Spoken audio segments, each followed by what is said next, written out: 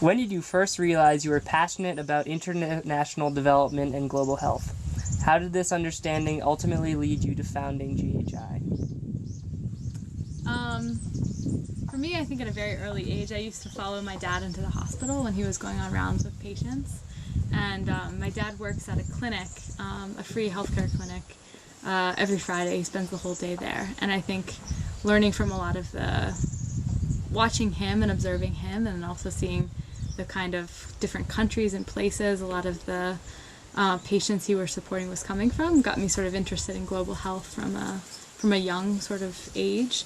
But I think my passion really started when I studied abroad in Mali, and I lived with a family, and I fell in love with a different country and a different culture, but also came to know a lot of the challenges that people were facing, and knew that I wanted to work in global health and global food security and agriculture more broadly, but I hadn't specifically defined it. Mm-hmm.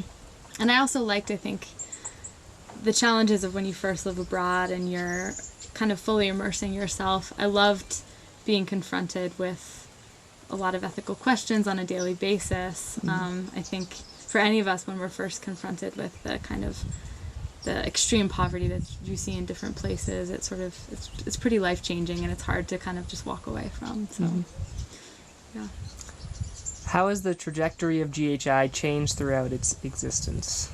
Mm-hmm. So when we first started Gardens for Health, I was in university, and two of our co-founders were also in university. And, we were young, very idealistic, excited about supporting primarily HIV patients to get access to more long-term treatment or nutritional treatment beyond any short-term food aid. But we didn't know Rwanda very well. I had gotten a fellowship to come to Rwanda a couple days after I graduated, but until then we were working on a business plan and using funding without having spent enough time in the country to really understand the context.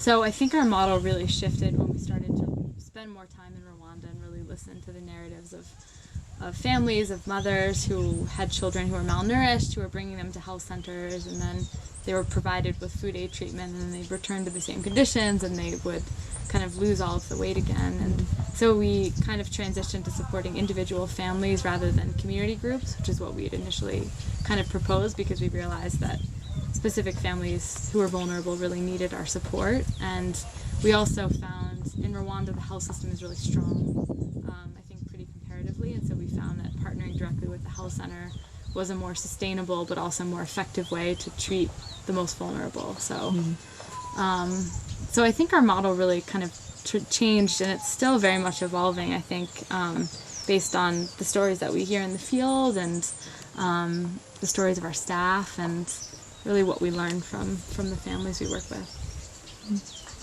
What aspect of GHI most embodies the Turi Kumwe, or We Are Together methodology? My tattoo. Yep.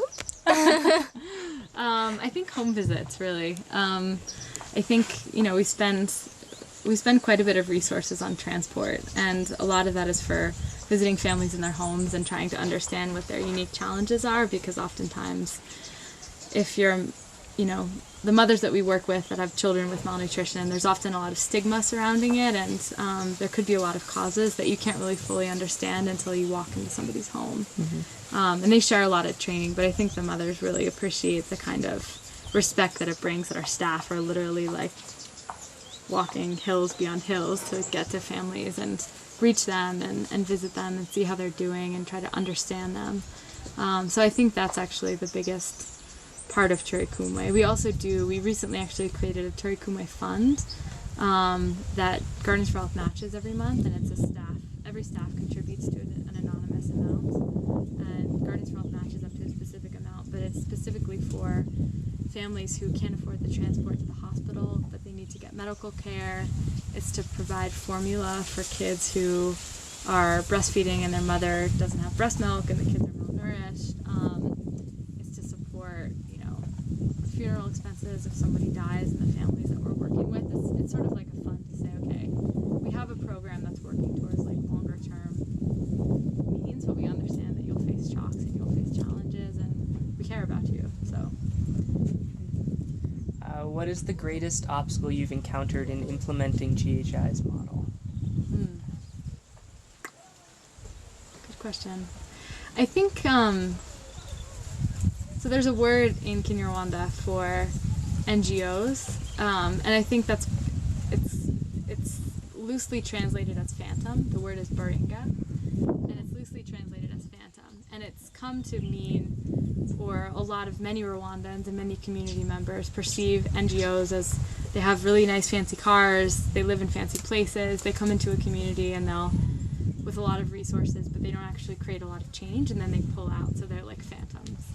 And so initially when you come into communities or health centers that have been working with, I guess, in a history of Baringa, they think that they have certain expectations for what you'll do as a program and what you don't do. And I think it's made partnership more of a challenge when you realize that there's a little bit of baggage you're coming into and history you're coming into. And so changing the perceptions of what an NGO is it a partner, or is it just a very rich, wealthy organization that has a ton of resources? And I think defining that partnership has been, I think, one of the biggest challenges, especially with local leaders and local government, because sometimes they think you'll be providing them kickbacks just for showing up to a meeting with you, and we're saying, no, it's your job to care about malnutrition in your community, and we're happy to support, but this is your responsibility. So I think that's actually been our biggest challenge.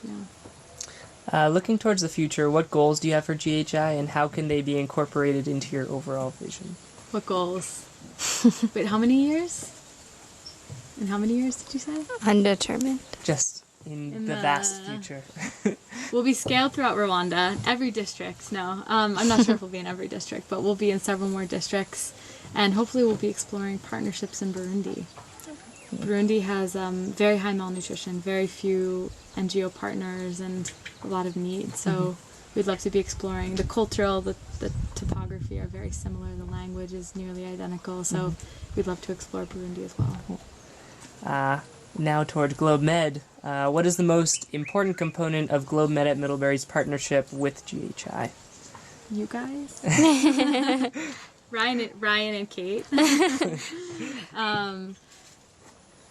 It's just, I think it's so nice. We've never had this kind of partnership before. I think it's just so nice to know that there's such a cadre of committed global citizens that are in university, that are studying these issues, that are going to go off into the world and create a lot of change in whatever careers they choose, but that are so committed about global health. And so, and frankly, all the Middlebury kids that we've worked with are just really smart. So, like you guys, so we feel really privileged to get your support every year and every summer to really help us do some tangible things on the ground and support our staff where we don't have the kind of technical capacity. And then just the resources, frankly. I think you guys do an amazing job fundraising and getting the word out about our mission, and so we've been able to grow as a program because of your support. All right, and the final lightning round. What is your favorite vegetable? Kale. Who is your greatest inspiration? I'm saying this quickly. Wait, go. You have to ask quickly and I'll respond. Who is your greatest inspiration? My mom. Besides Kumwe, what is your favorite Kinyarwanda word or phrase? Itwebe muti vivazo byatu. Which means? We are our own solution. If you had to summarize Gardens for Health in one word, what would you say? Not Kumwe. Not Kumwe? No. Love. Thank you, Julie. Thank you. Thank you.